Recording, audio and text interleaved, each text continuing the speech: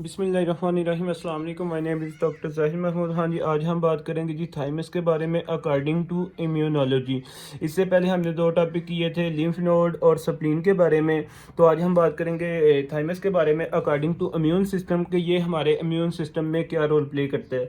तो इसमें हम ये देखेंगे अकॉर्डिंग टू इम्यूनोलॉजी, फिर हम इसकी बात बाद में कर लें अनाटमी में, इसकी अनाटमी के अकॉर्डिंग टू अनाटमी बात करेंगे। इसकी जो नॉर्मल फिजियोलॉजी होगी इंशाल्लाह ताला हम उसको फिजियोलॉजी में देखेंगे।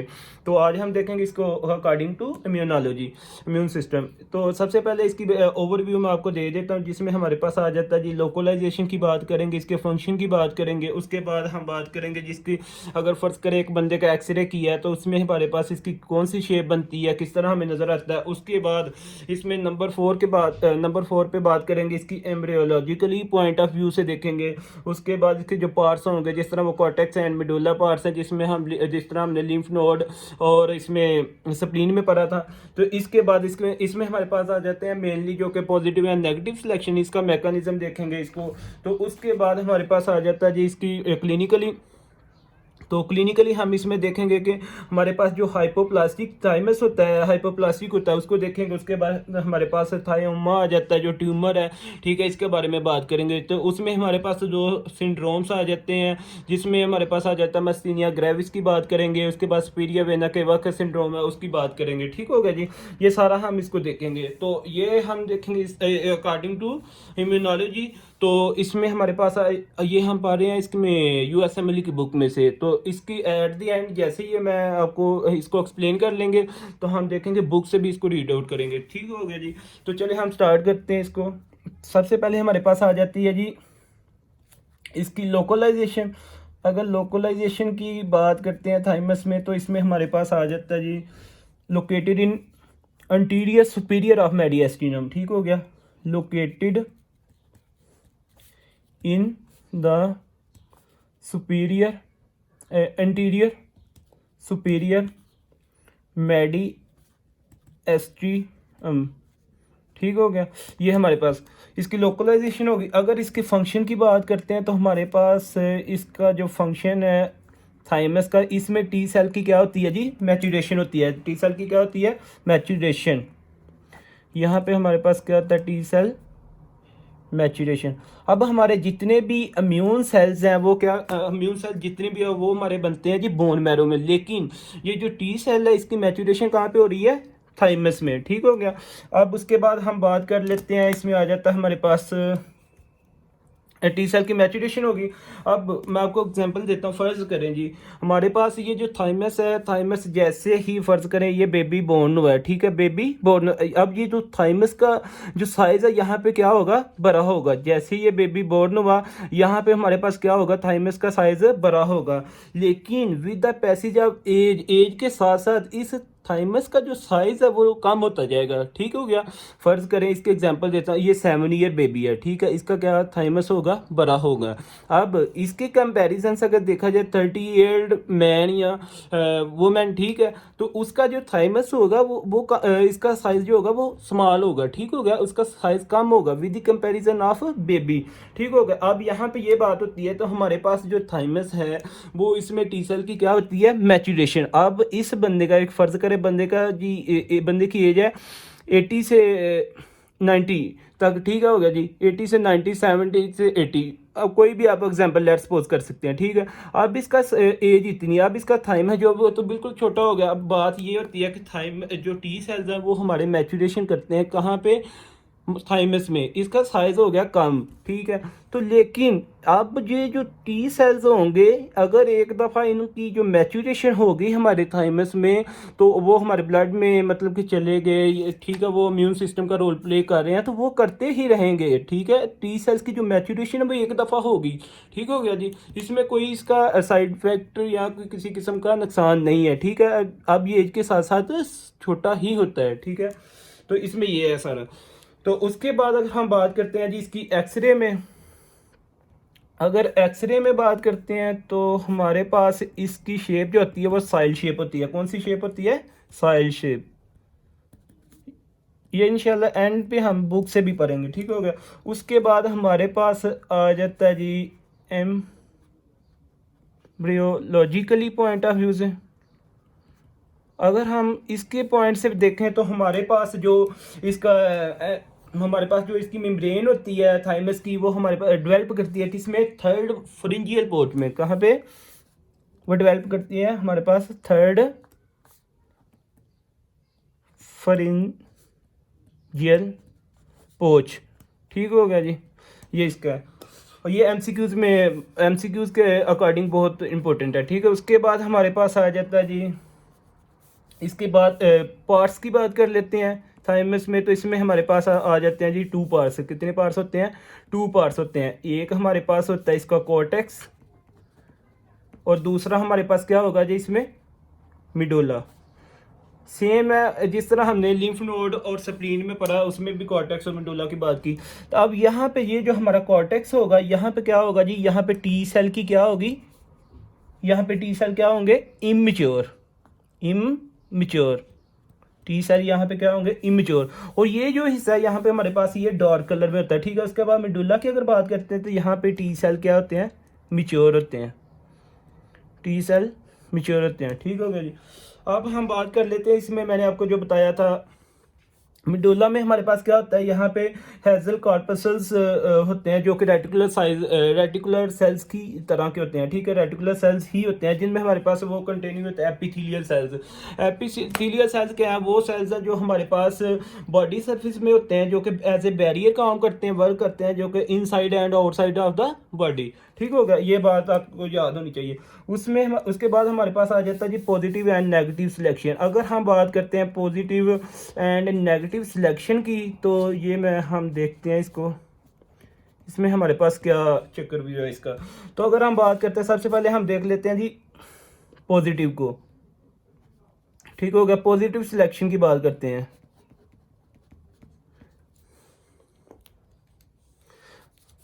अब पॉजिटिव सिलेक्शन हमारे पास इसमें ये सीन है कि अब फर्ज करें ये हमारे पास क्या जी टी सेल है, ये हमारे पास क्या टी सेल है।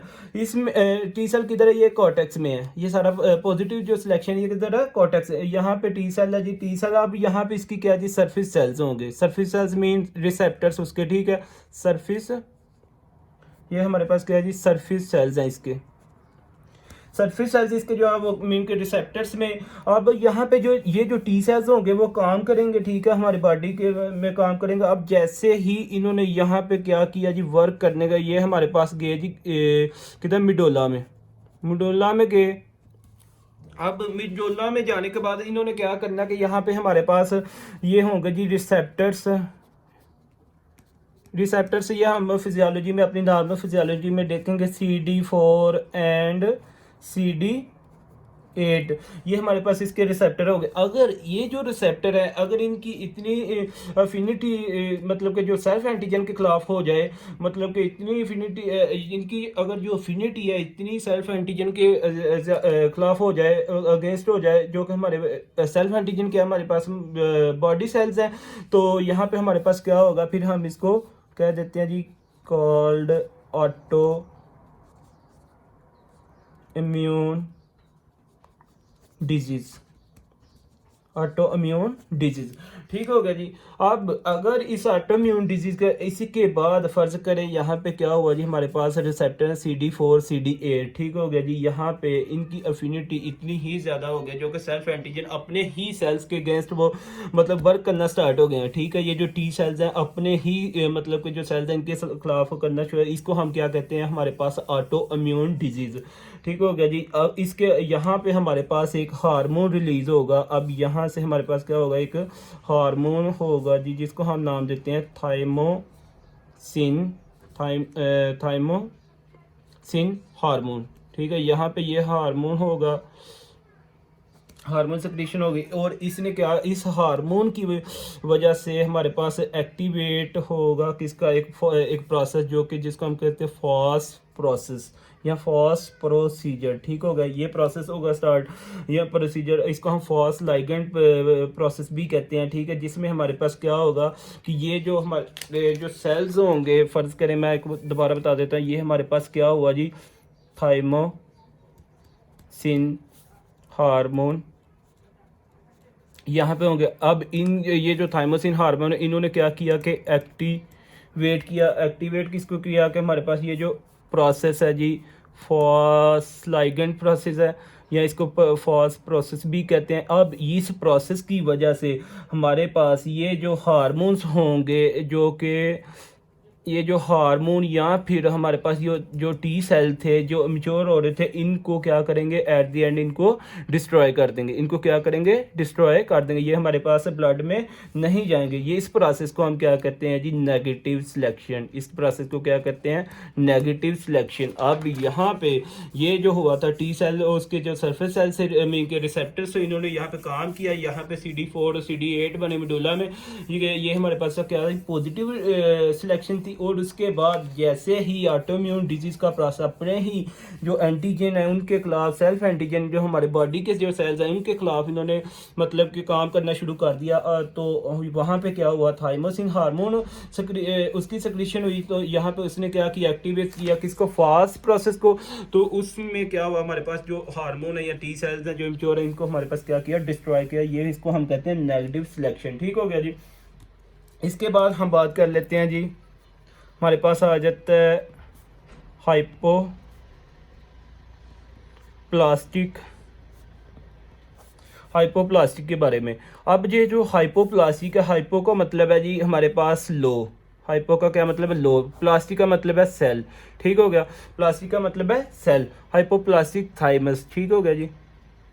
अब कुछ ऐसे होते हैं लोग जिनमें हमारे पास थाइमस बनता ही नहीं। कुछ ऐसे लोग होते हैं जिनमें हमारे पास थाइमस बनता ही नहीं। ठीक हो गया जी।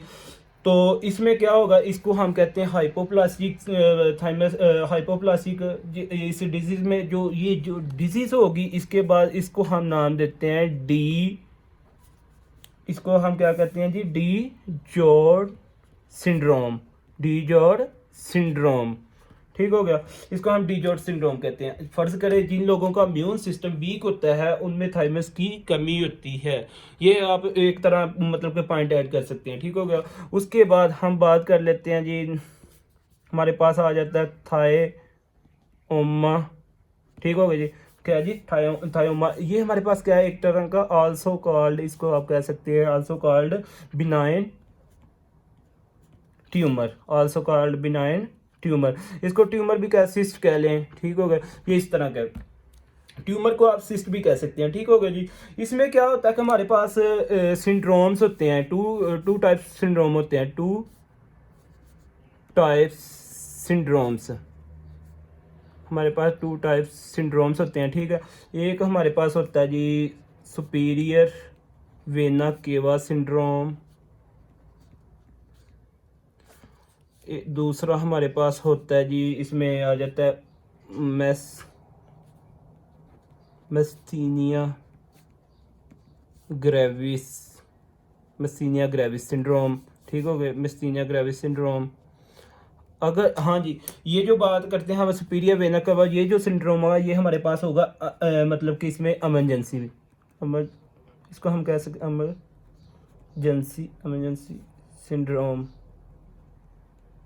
Emergency syndrome. ठीक हो गया। अब मस्तीनिया ग्रेविस क्या होता है, मस्तीनिया ग्रेविस का मतलब है कि weakness of muscle, main weakness of muscles. किसकी होती है, वीकनेस ऑफ मसल। ठीक हो गया जी, वीकनेस ऑफ मसल हो गया। इसमें हमारे पास होता क्या है, इसका जो मैकेनिज्म है ये मैं आपको बताता हूँ। ये आपने देखना है, ये बहुत इंपॉर्टेंट बात है।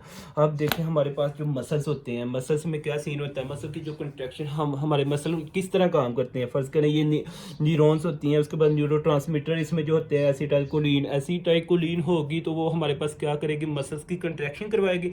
अब एक बंदा है जी, वो जाता है, वो कहता है जी मैंने तो यार थोड़ा सा काम किया है, मेरे तो जिस्म की थकावट मुझे तो फील हो रही है, ये है वो है, मतलब जैसे उसने थोड़ी सी दौड़ लगाई, उसे सांस मतलब कि हो गया बहुत ज़्यादा सांस लेना पड़ा उसे। ये कहता है जी मुझे बहुत ज़्यादा थकावट है, मेरा जिस्म दर्द कर रहा है, फैटिग है, ये वो। ये इसमें होता क्या सीन है, ये आप देख सकते हैं कि फर्ज करें ये हमारे पास क्या है जी, न्यूरॉन्स हैं। ठीक होगा, न्यूरॉन्स। अब यहाँ पे क्या होंगी, हमारे पास होंगी क्या होंगे, न्यूरो ट्रांसमीटर प्रेजेंट होंगे। ठीक है, न्यूरॉन्स में। अब ये जो न्यूरो ट्रांसमीटर, इनको हम क्या कहते हैं, called acetyl choline, acetyl choline. अब एसिटाइल कोलिन में हमारे पास आ जाता है जी ये मसल्स। अब मैं इसको मैकेनिज्म को नेक्स्ट पेज पे करता हूँ, ठीक हो गया। अब अगर हम बात करते हैं, फ़र्ज़ करें जी हमारे पास आ जाता है इसमें जी, ये हमारे पास क्या है जी, फ़र्ज़ करें हमारे पास है ये न्यूरॉन, ठीक है, ये हमारे पास क्या है न्यूरॉन। ये हमारे पास आ जाते हैं जी इसमें एसिटाइल न्यूरोट्रांसमीटर, ठीक है। ये हमारे पास क्या है न्यूरॉन, न्यूरॉन्स, न्यूरॉन। उसके हमारे पास आ जाता है जी न्यूरोट्रांसमीटर, न्यूरोट्रांसमीटर, ठीक हो गया। यहाँ पे अब ये हमारे पास क्या है नीचे जी, इसका ये है मसल, फ़र्ज़ करें ये क्या है मसल है। अब यहाँ पे ये क्या होगा, ये हमारे पास जो न्यूरोट्रांसमीटर एसिटाइलकोलिन है, फ़र्ज़ करें ये एसिटाइलकोलिन है हमारे पास, यहाँ पे आ गई। अब ये जो जगह होती है इसको हम कहते हैं साइनैप्स, और यहाँ पे हमारे पास होती है प्री साइनैप्टिक मेम्ब्रेन, ठीक है। इसको हम कहते हैं पोस्ट साइनैप्टिक मेम्ब्रेन, ठीक हो गया जी। इसमें ये हमारे पास क्या, फ़र्ज़ करें ये हमारे पास जो एसिटाइलकोलिन है यहाँ पे आई, ठीक है। ये अब यहाँ पे अब एसिटाइलकोलिन मसल्स में ये क्या करवाती है, कंट्रैक्शन करवाती है ना। मसल की कंट्रैक्शन करवाने में रोल कौन प्ले करता है। अगर आप देखें एक्शन पोटेंशियल और रेस्टिंग मेम्ब्रेन पोटेंशियल, उसमें हमारे पास ये सारा मैकेनिज्म इंशाल्लाह हम देखेंगे फिजियोलॉजी में, ठीक हो गया। अब ये हमारे पास क्या हुई, एसिटाइलकोलिन आई, यहाँ पे क्या होगा एसिटाइलकोलिन पे हमारे जो एंटीबॉडी होंगी, एंटीबॉडी वो क्या करेंगी जी, अटैक करेंगी, इस पे क्या करेंगी, अटैक करेंगी, ठीक हो। जैसे ही इन एंटीबॉडी ने यहाँ पे अटैक किया, ये मसल तक एसिटाइलकोलिन ना आई यहाँ पे, इसलिए ये हमारे पास मसल की कंट्रैक्शन नहीं होती, तो हमारे मसल जो है वर्क नहीं करते। तो ये था हमारे पास मैस्थीनिया ग्रेविस। अब मैं इसको एक्सप्लेन कर देता हूँ, ठीक हो गया जी। बुक से हम पढ़ते हैं अब, ठीक हो गया। इसको हम थाइमस को बुक से पढ़ते हैं। अगर हम बुक से बात करते हैं थाइमस की, तो बुक में हमारे पास आ जाए, ये देखें थाइमस, थाइमस क्या है जी, लोकेट, ये हमारे यूएसएमएल की बुक है, ठीक है। थाइमस है, इसमें ये देखें located in the interior posterior mediastinum, मैंने आपको बता दिया इंटीरियर पोस्टीरियर मेडिएस्टिनम होता है। इसमें क्या होती है जी, ये टी सेल की डिफ्रेंशिएशन मैचुरेशन होती है, टी सेल की क्या होती है मैचुरेशन होती है, डिफ्रेंशिएशन। उसके बाद थाइमस में यहाँ पे एपिथेलियम है, इसमें जो हमारे पास एम्ब्रियोलॉजिकली मैंने आपको बताया कि ये पॉइंट ऑफ व्यू से एमसीक्यू के ये थर्ड फ्रिंजियर पोर्च होती है, ठीक है। उसमें हमारे पास आ जाता है। उसके बाद जी ये सारा पहले कॉर्टेक्स हमारे पास क्या इमेच्योर होती है टी सेल्स की मेडुला में, और ये हमारे पास क्या होता है जी डार्क रीजन होता है, डेंस रीजन। उसके बाद मेडुला में ये हमारे पास पेल होता है, इसमें टी सेल की क्या होती है मैचुरेशन होती है। उसके बाद हेजल कॉर्पसल्स होते हैं कंटेनिंग एपिथेलियल रेटिकुलस। उसके बाद आ गया नॉर्मल न्यूनेटर थाइमस सेल जो होता है शेप से। अगर एक्सरे की बात करें तो ये आ गया। उसके बाद जो टी सेल्स होते हैं ये थाइमस में मतलब कि मेच्योर होते हैं। उसके बाद बी सेल्स जो होते हैं वो बोन मैरो में। अब जितने भी सेल्स हैं वो सारे बोन मैरो, लेकिन जो टी सेल्स हैं वो हमारे पास क्या होते हैं जी इसमें थाइमस में मेच्योर होते हैं, ठीक है। उसके बाद हमारे पास आ गया ये सारा, हमने हाइपोप्लास्टिक थाइमस की बात कर ली। हाइपोप्लास्टिक थाइमस ऐसे बने, कुछ बने जिनमें वो थाइमस की कमी होती है, ठीक हो गया जी। हाइपो मतलब लो प्लास्टिक जिनकी सेल्स। उसके बाद हमने इम्यूनोडेफिशिएंसी की इसकी बात, डीजॉर सिंड्रोम की बात कर ली। उसके बाद थाइओमा की बात कर ली। थाइओमा में जो कि ट्यूमर लाइक होता है, बिनाइन ट्यूमर होता है, ठीक है। इस मैस्थीनिया ग्रेविस की बात कर ली, जो मसल की वीकनेस होती है, मसल किस वजह से काम नहीं करते ये देख लिया हमने। उसके बाद सुपीरियर वेना क्यों। तो ये था हमारे पास थाइमा। अब हम इंशाल्लाह नेक्स्ट वीडियो में देखेंगे जी इसका इनेट एंड एक्वायर्ड इम्यूनिटी इनेट को और एक्वायर्ड इम्यूनिटी जो कि अडैप्टिव इम्यूनिटी होती है। नेक्स्ट वीडियो में इंशाल्लाह उसको करेंगे। तब तक के लिए अल्लाह हाफिज़, थैंक यू, फी अमानिल्लाह।